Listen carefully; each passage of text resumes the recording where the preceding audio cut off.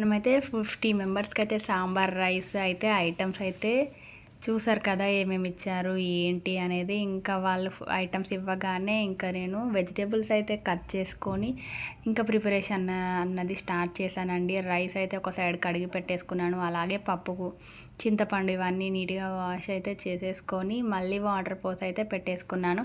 ఇంకా తర్వాత 1 బై 1 అయితే ఇంకా ప్రిపరేషన్ అనేది స్టార్ట్ చేశాను.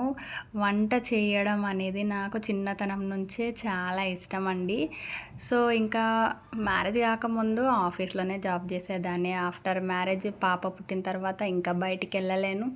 సో ఇంట్లో ఉంటే అమ్మమ్మని అయితే రాదు కదండి. సో ఇంకా నేను క్లౌడ్ కిచెన్ అనేది స్టార్ట్ చేయడానికి మా ఇంట్లో వాళ్ళైతే ఐడియా ఇచ్చారు. సో ఇంకా అప్పటి నుంచి అయితే మనం వంటలు చేస్తూనే ఉన్నాం, ఆర్డర్స్ పోతూనే ఉన్నాయి.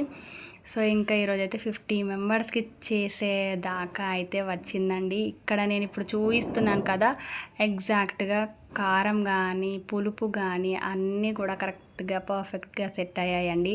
ఎక్కడ మళ్ళీ ఎక్కువ తక్కువ అనేది అవ్వలేదు. ఇక్కడ వచ్చేసి మా హస్బెండ్ వచ్చేసి 50 మెంబర్స్కి చేస్తున్నావు, నువ్వు జస్ట్ 500కి ఎందుకు చేస్తున్నావు, ఎందుకు ఇంత కష్టపడుతున్నావు అని అయితే అన్నారు. బట్ కష్టపడింది అయితే మనీ అయితే రాదు కదండి, అదే అయితే నేను చెప్పాను. ఇంకా మా హస్బెండ్ని ఇష్టం అని అయితే అన్నారు.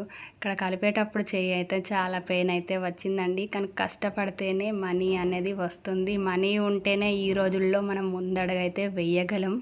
చాలామంది క్లౌడ్ కిచెన్ రన్ చేస్తున్నారు, సక్సెస్ అయ్యారు. ఇంకా నా సక్సెస్ కోసం నేను వెయిట్ చేస్తున్నాను. ఇప్పుడు మీ అందరి సపోర్ట్ మాత్రం నాకు చాలా ఇంపార్టెంట్. ఈ నా చిన్న క్లౌడ్ కిచెన్ని ప్లీజ్ ఫాలో చేయండి. Thanks for watching.